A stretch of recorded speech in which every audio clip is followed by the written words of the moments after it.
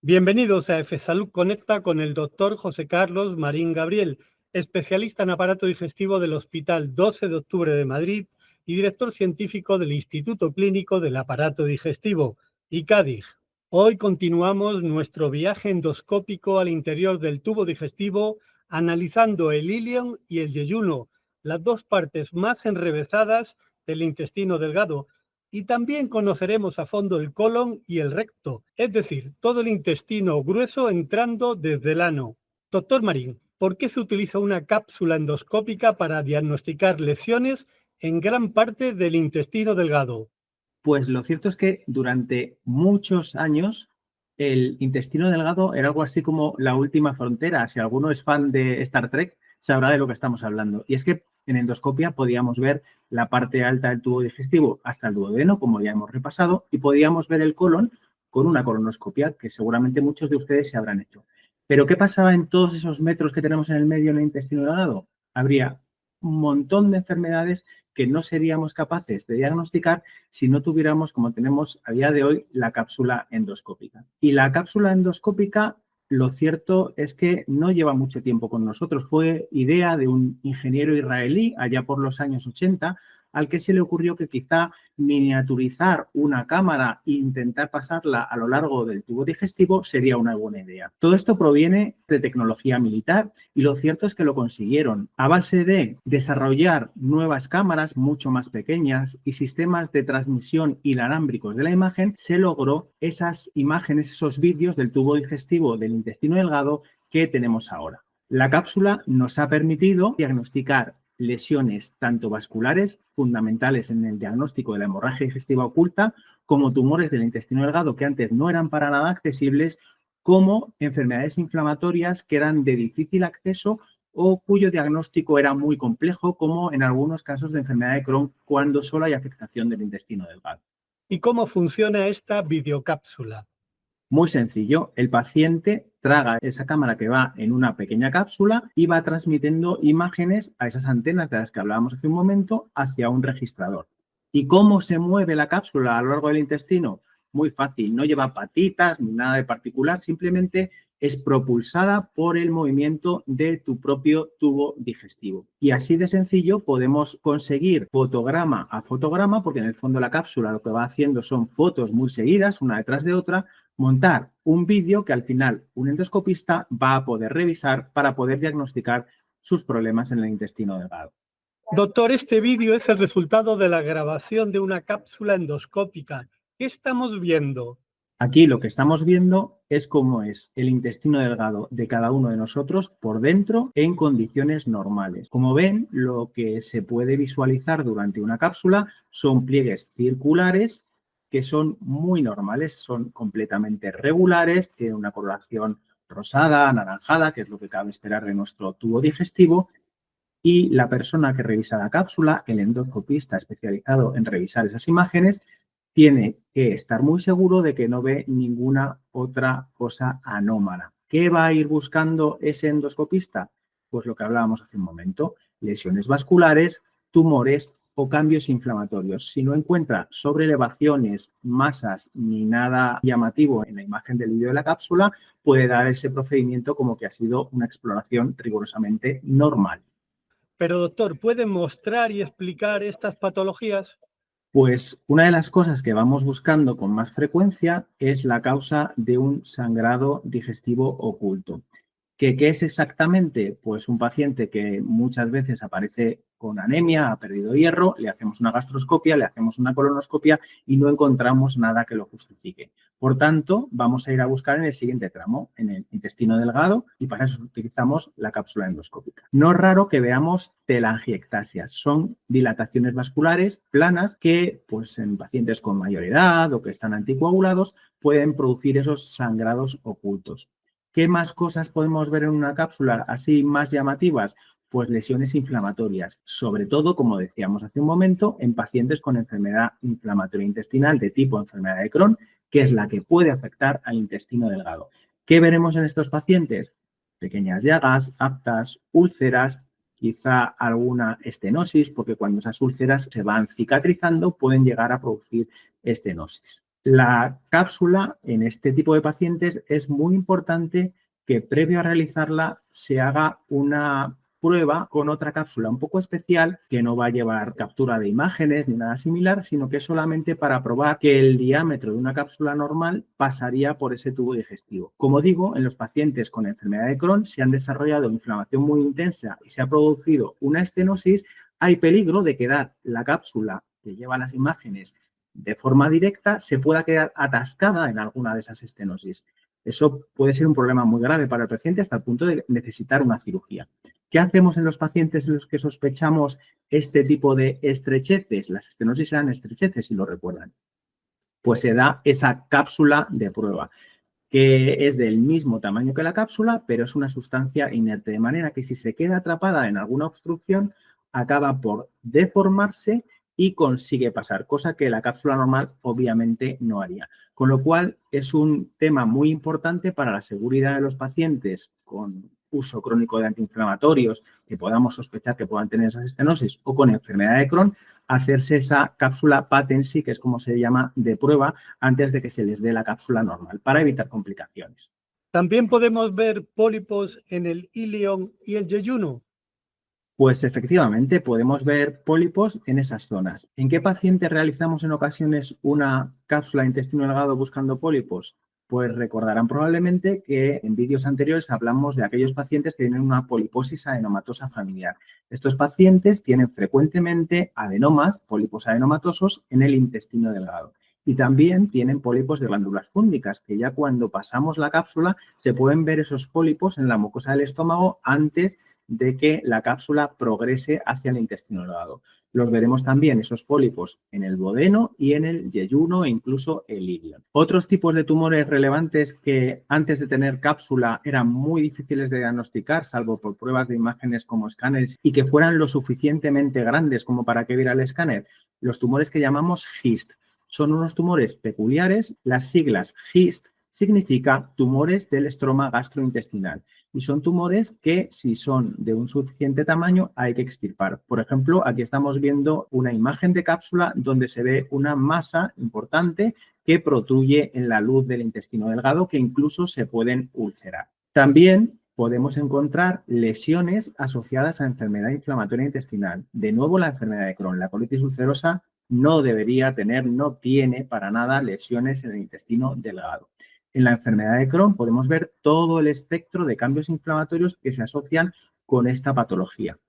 ¿Qué son esos cambios? Pues desde áreas de eritemas focales a pequeñas aftas, esas llagas que pueden estar dispersas por el intestino delgado, hasta úlceras profundas, a veces con bordes muy mamelonados que pueden incluso confundir con lesiones tumorales y, por supuesto, si hay una estenosis pero ha conseguido pasar la cápsula anterior que habíamos dado de prueba, podemos ver esas estenosis. De hecho, en este vídeo, por ejemplo, que le estamos enseñando, hay una estenosis con ulceración activa, es decir, la enfermedad además ahí está activa y la cápsula puede estar dando vueltas ahí un rato hasta que consigue superar esa estrechez.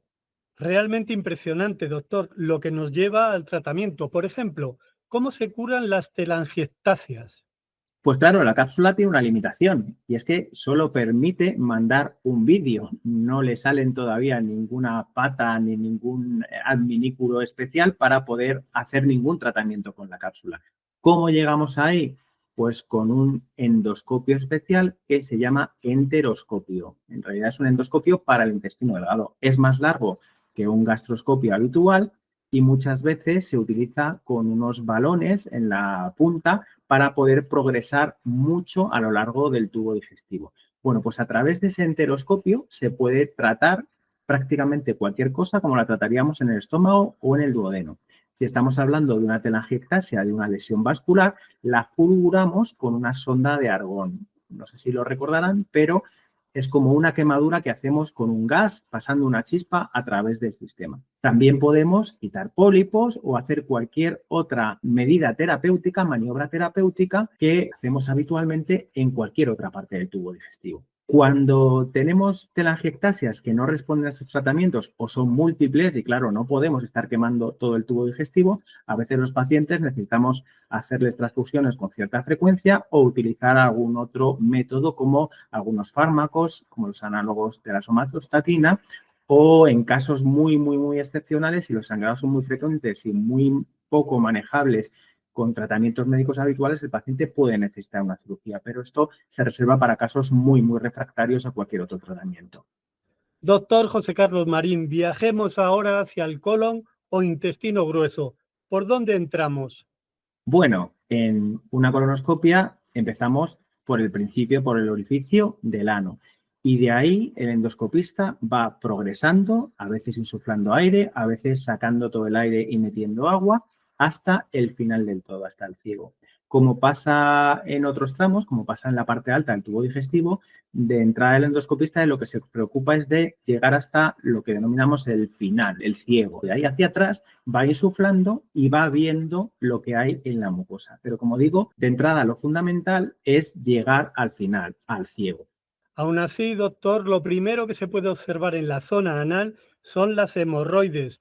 ¿Estas almorranas se pueden desarrollar en el interior del recto? Bueno, propiamente dichas no están en el recto las hemorroides, están en lo que denominamos el canal anal, que en el fondo es una especie de mucosa o epitelio de transición entre lo que es la mucosa del recto y la piel externa. Eso le llamamos el canal anal, como digo. Hay como dos partes en el canal anal que están delimitadas por una línea muy finita que endoscópicamente se puede ver, que se llama línea pectínea o línea dentada. ¿Y para qué nos sirve saber que ahí hay una especie de pequeña frontera? Pues para delimitar si las hemorroides son internas o externas. Cuando las hemorroides son externas, estarán siempre desde la línea pectínea hacia afuera, ya casi en lo que sería la piel. Cuando estamos hablando de las hemorroides internas, siempre es por encima de la línea pectínea, digamos que hacia el recto para que nos podamos entender. Las hemorroides tienen como 4 grados de importancia, de menos a más, del 1 al 4. Las hemorroides que son de grado 1 o de grado 2 no requieren ninguna actitud quirúrgica en principio, se pueden tratar desde un punto de vista médico, son aquellas que pues, están aumentadas de tamaño y se quedan ahí en su sitio y al paciente no le dan ninguna molestia, o a veces pueden prolapsar a través del canal anal, pero vuelven a su sitio de forma espontánea. En estas que son de grado 2, a veces se puede llegar a recomendar un tratamiento endoscópico relativamente sencillo, que es la ligadura con bandas. Pero muchas veces solamente como la grado 1, con estar bien hidratado, hacer una dieta rica en fibra suele ser suficiente. En las hemorroides grado 3 y grado 4 sí que se suele indicar la cirugía porque son bastante molestas y además se pueden trombosar. El problema que tienen las hemorroides es que, como pasaba con las de grado 2, salen hacia afuera, pero aquí no vuelven a entrar ellas solas por el canal anal de vuelta a su posición habitual, sino que el paciente se las debe reducir. Y las de grado 4, ni aunque el paciente intente reducírselas, las hemorroides van a volver a su sitio, van a estar siempre fuera del orificio del ano, lo cual es obviamente bastante incómodo y molesto. Con lo cual, como digo, en esos grados 3 y 4 se suele plantear la cirugía. Por otra parte, la identificación de las hemorroides y una adecuada exploración del canal anal permite ver al endoscopista otro tipo de problemas como las fisuras anales. Doctor, ¿puede mostrarnos la fisura en el vídeo? Pues efectivamente, en este vídeo podemos ver un tipo de fisura que son las más fáciles de ver para el endoscopista. Las más latosas para los pacientes, pero las más fáciles de ver para nosotros. Son las fisuras anales crónicas. El paciente ya lleva mucho tiempo con la fisura y llega a suceder que la mucosa más superficial, la piel más superficial, llega a romperse del todo y podemos ver, como se ve en el vídeo, las fibras musculares del esfínter del ano. Hasta tal profundidad llega a esa fisura. Cuando las fisuras son agudas, sin embargo, para nosotros son más difíciles de ver y se ven incluso mejor con una simple inspección buena del ano por un médico experto. De manera que se puede ver un pequeño desgarrillo longitudinal muy finito que, como digo muchas veces, con el propio endoscopio es difícil de ver porque es tan finito en los casos agudos que para el endoscopista es complicado, es difícil verlo. Las fisuras anales, cuando son agudas, se tratan pues fácilmente, pues casi como las hemorroides, hidratación, tomar una dieta rica en fibra, tiene poco más que hacer. Las fisuras crónicas son otro asunto y además de ser bastante dolorosas y muy molestas, pues requieren un tratamiento específico. Muchas veces hay que utilizar pomadas de fármacos especiales como los antagonistas del calcio o como los nitratos, pero es verdad que estos últimos suelen dar bastante dolor de cabeza y en casos pues muy refractarios incluso plantear una cirugía. Lo que hacen los cirujanos es dar un corte a ese músculo circular que estábamos viendo en el vídeo. Claro, eso te resuelve la fisura hoy y probablemente durante muchos años, pero tiene la posible desventaja o la potencial desventaja, porque no pasa afortunadamente en todo el mundo, que con el paso de los años que el esfínter va perdiendo su capacidad para contener las heces en el recto, pues podamos tener problemas de incontinencia fecal cuando la persona se hace muy mayor. Doctor, ¿esto que vemos son los famosos divertículos del colon? Y tan famosos, Gregorio, que a veces la gente parece más preocupada por los divertículos del colon. Y lo cierto es que para el endoscopista, como ves, son muy fáciles de identificar. Son como una especie de bolsitas, como de sacos, que se han desarrollado pues a lo largo de la mucosa del colon por defectos de la pared de la capa muscular que se hace más débil. Entonces, por ahí se prolapsa, protuye un poco de mucosa. La mayor parte de las veces, olvídese de los divertículos. A la gran mayoría de los pacientes no le van a producir ningún problema a lo largo de su vida.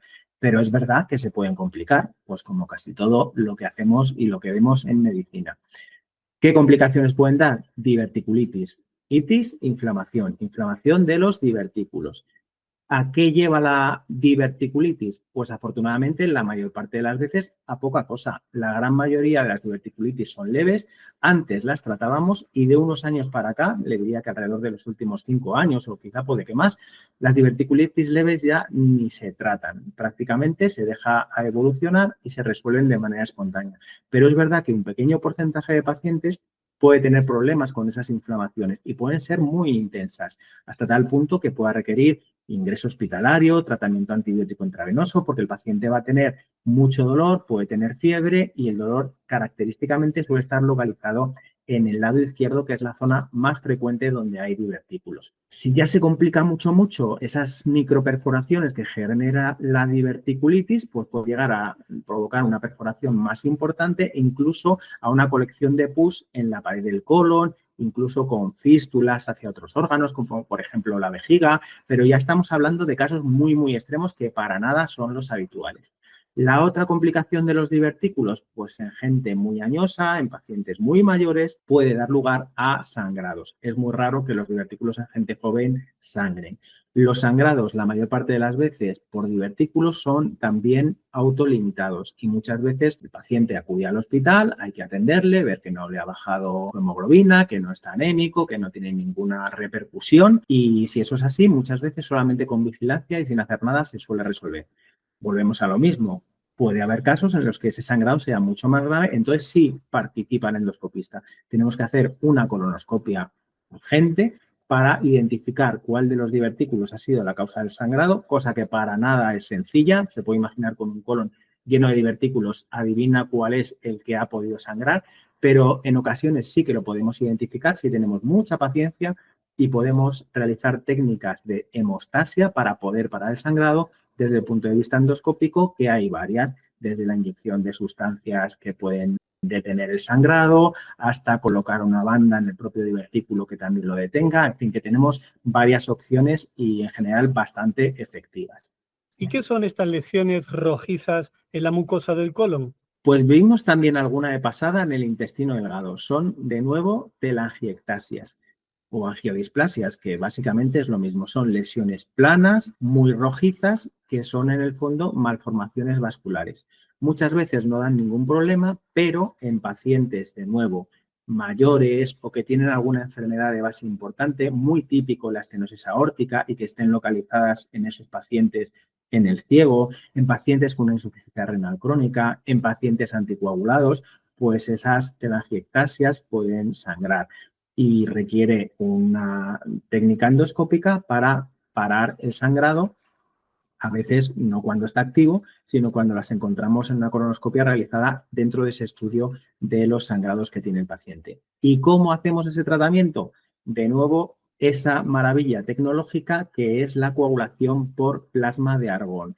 Ese catéter que sacamos por la punta del endoscopio expele gas argón, pasamos una corriente eléctrica y sin realizar ningún contacto sobre la mucosa podemos parar con el arco eléctrico que se genera el sangrado y coagular ese vaso que puede dar problemas al paciente.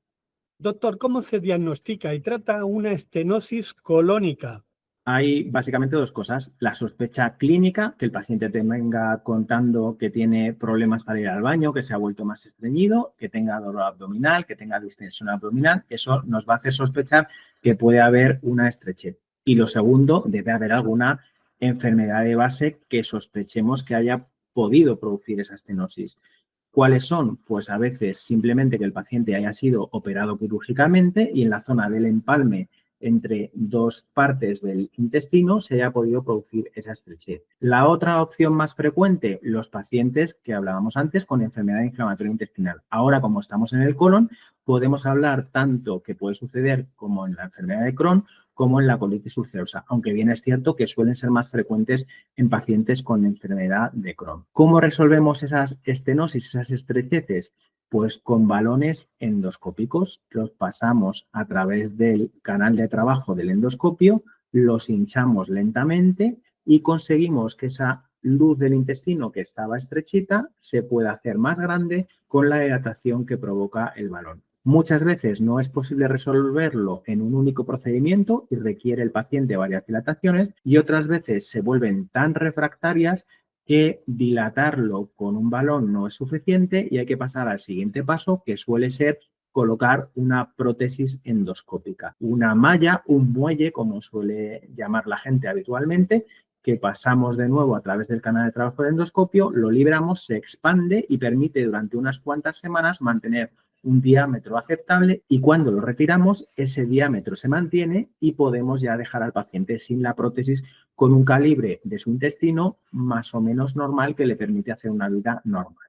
Doctor Marín, ¿cómo se identifica la enfermedad inflamatoria intestinal? Bueno, la enfermedad inflamatoria intestinal al menos son dos, lo llevamos diciendo ya un tiempo, la enfermedad de Crohn y la colitis ulcerosa. En la enfermedad de Crohn la afectación puede darse en cualquier parte del tubo digestivo, desde la boca hasta el ano, y habitualmente es segmentaria, quiere decir, puede afectar una parte del intestino delgado, otra parte no, luego el colon, no todo el colon, una parte sí, otra parte no, pero también puede ser continua. El caso es que en la enfermedad de Crohn lo normal es que sea segmentaria, a cachos, para que nos entendamos. En la colitis ulcerosa no pasa esto. La inflamación suele suceder desde el recto y hacia arriba de manera continua. Y es una patología que afecta sobre todo a las capas más superficiales del colon, la mucosa y la submucosa. Por el contrario, la enfermedad de Crohn puede provocar inflamación tan intensa que afecte a todas las capas de la pared, lo que explica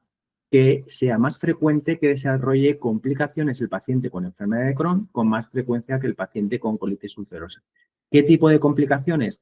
Pues estenosis, inflamaciones tan intensas que se produzcan esos estrechamientos que acabamos de ver o incluso fístulas que pueden llegar a provocar abscesos. Todo esto, como digo, complicaciones un poco más intensas son más frecuentes en los pacientes con enfermedad de Crohn. ¿Cómo vamos viendo la evolución desde el punto de vista endoscópico? Pues puede haber cambios muy tenues, pues simplemente una pérdida del patrón vascular que llamamos. Cuando vamos viendo la mucosa del colon normal se van viendo los vasos con facilidad que hay en las capas más profundas, pero los pacientes con más inflamación, el edema que se está generando no nos deja ver los vasos sanguíneos, de manera que podemos perder la imagen de ese patrón vascular. ¿Qué más podemos ver? Aftas, las pequeñas llagas, como puntitos blancos muy finitos que se van concentrando en determinadas zonas. Esas pequeñas aftas pueden acabar coalesciendo, generando erosiones intensas e incluso úlceras. Todo ese espectro lo va a ver el endoscopista en diferentes grados de actividad inflamatoria que pueda tener la enfermedad inflamatoria intestinal.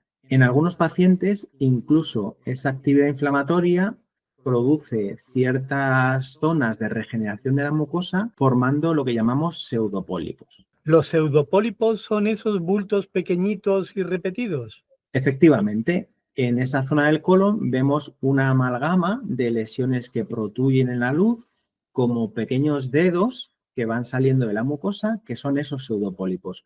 No son malignos, ni tienen la capacidad de malignizar en su inmensa mayoría. Son zonas de la mucosa que se han ido regenerando y han creado esas proyecciones en forma de dedos. No hay que hacer nada de particular, como digo, con ellos, pero sí que hay que estar pendiente y vigilarlos porque durante las endoscopias que realizamos en estos pacientes con muchos pseudopólipos, algunas pequeñas lesiones de estas o algunas que puedan ser más grandes, sí que pueden generar zonas de lo que llamamos displasia.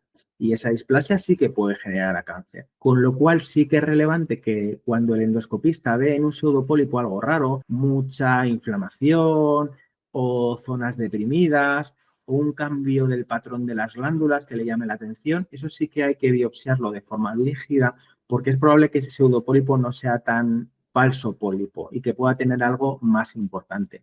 Por lo demás, el tratamiento de los pseudopólipos no es nada específico, hay que tratarse la enfermedad inflamatoria intestinal, pues igual que si no tuviera pseudopólipos, con los medicamentos habituales, salicilatos, corticoides, inmunosupresores, lo que el paciente esté requiriendo para su fase de la enfermedad. En este sentido, doctor Marín, ¿cómo se tratan los pólipos durante una colonoscopia?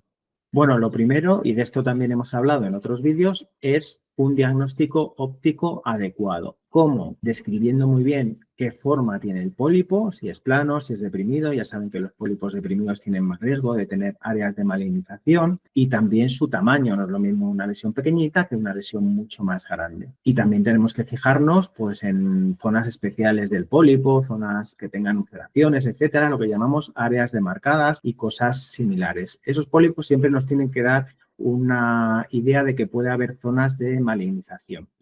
Después de eso, hemos descartado que no haya ninguna cosa sospechosa en el pólipo. Pues lo habitual es que los quitemos de diferentes maneras, pero que tampoco son muchísimas, son muy poquitas y las contamos muy rápido. Pólipos muy pequeñitos, habitualmente de menos de 3 milímetros, una pinza de biopsia. La pasamos a través del canal de trabajo, se abre, cogemos el polipito y la retiramos. Fácil, mandamos a analizar, se acabó el problema. Pólipos entre los 3 y los 10 milímetros, utilizamos una técnica que se llama asa fría, como una especie de lacito que pasamos alrededor del pólipo, lo cerramos y lo cortamos en frío, sin pasar ningún tipo de corriente ni nada. Es la técnica más usada porque son los tipos de pólipos más frecuentes, los pequeñitos que no tienen mayor importancia. Para pólipos más grandes ya nos tenemos que ir a técnicas más complejas. La resección mucosa endoscópica, quitamos el pólipo grande a cachos con ese mismo asa, pero esta vez pasando corriente eléctrica a través de ella, o disección submucosa endoscópica.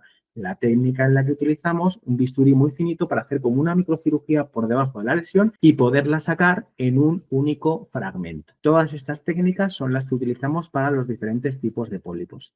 Lo más importante es que después el médico que le haya pedido esa colonoscopia revise cada una de las piezas de anatomía patológica que hemos obtenido de esos pólipos y en función de el número de pólipos que usted haya tenido, el tipo de pólipos. No es lo mismo tener displasias de bajo grado que displasias de alto grado, que carcinomas intramucosos, y tomando todas esas cosas en cuenta, le plantearán, según guías muy definidas al respecto, cuándo se tiene usted que hacer la siguiente colonoscopia.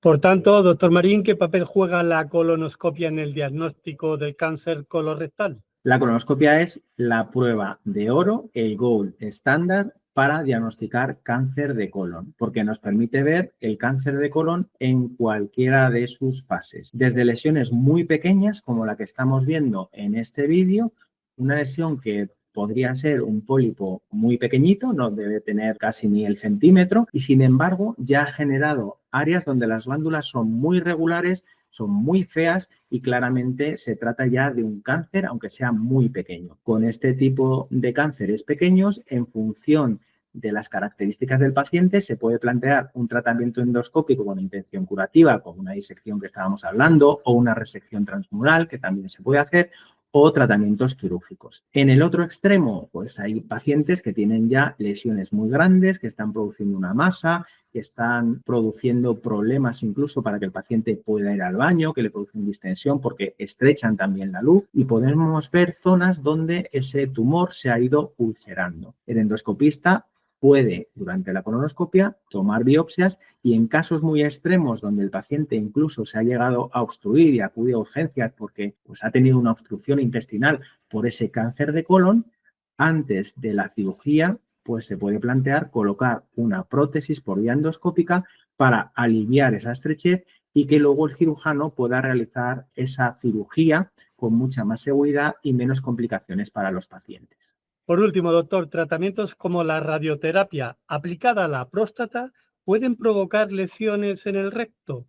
Pues sí, no es nada infrecuente. Habitualmente los endoscopistas vemos los problemas crónicos de la radioterapia. De nuevo, hablaremos de las telangiectasias y lo que se produce en el recto, en la parte donde al paciente, en la pelvis, le han dado la radioterapia, ha pasado por ahí la radioterapia, ha pasado por el recto. Se producen anomalías vasculares, malformaciones, problemas crónicos que al paciente pues, le pueden producir sangrado, molestias, necesidad de estar yendo al baño para que luego salga un poquito de sangre o un poco de moco y pues muy incómodo.